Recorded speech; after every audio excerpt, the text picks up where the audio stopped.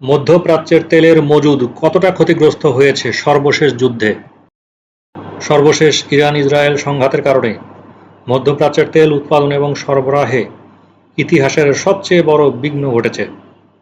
আন্তর্জাতিক জ্বালানি সংস্থা আইইএর তথ্য অনুসারে প্রতিদিন প্রায় ৮০ লাখ ব্যারেল অপরিশোধিত তেল উৎপাদন বন্ধ হয়েছে এবং আরও প্রায় ২০ লাখ ব্যারেল কনডেনসেট এবং অন্যান্য পেট্রোলিয়াম পণ্য ক্ষতিগ্রস্ত হয়েছে। সংস্থাটি বলছে, আঞ্চলিক সরবরাহের উপর ইরানের কঠোর নিয়ন্ত্রণের কারণে উপসাগরীয় তেল উৎপাদনকারী দেশগুলো উৎপাদন কমাতে বাধ্য হচ্ছে।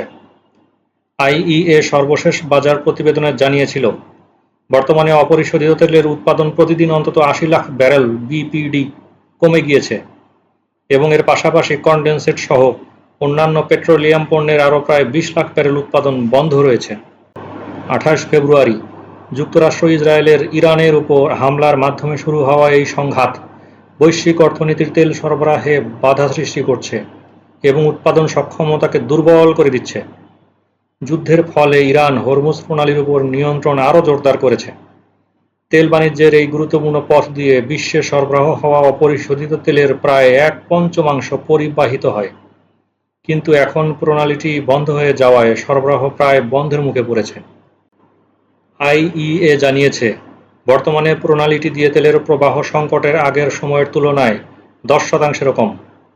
২০২৫ সালে এই প্রবাহ ছিল প্রতিদিন প্রায় ১,৫০,০০,০০০ ব্যারেল। সংস্থাটি বলেছে, সংঘাত কমার কোনো লক্ষণ বা প্রণালীর মাধ্যমে সরবরাহ স্বাভাবিক হওয়ার স্পষ্ট সময়সূচি এখনও দেখা যাচ্ছে না।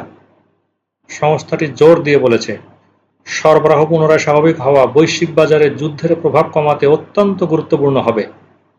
এই পরিস্থিতির প্রেক্ষাপটে ইউরোপের প্রধান শেয়ার বাজারগুলোতে লেনদেন শুরুর সময় সূচক 0.5%-এরও বেশি কমে যায়।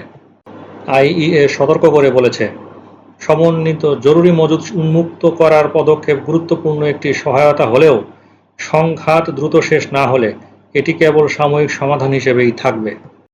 বলা বাহুল্য, সবচেয়ে ক্ষতিগ্রস্ত দেশগুলোর মধ্যে বাংলাদেশের অবস্থান সবার উপরের দিকেই আছে। তাই মধ্যপ্রাচ্যের সরবরাহ ব্যবস্থার দিকে তাকিয়ে না থেকে অতি দ্রুত বাংলাদেশের উচিত বিকল্প অনুসন্ধান করা।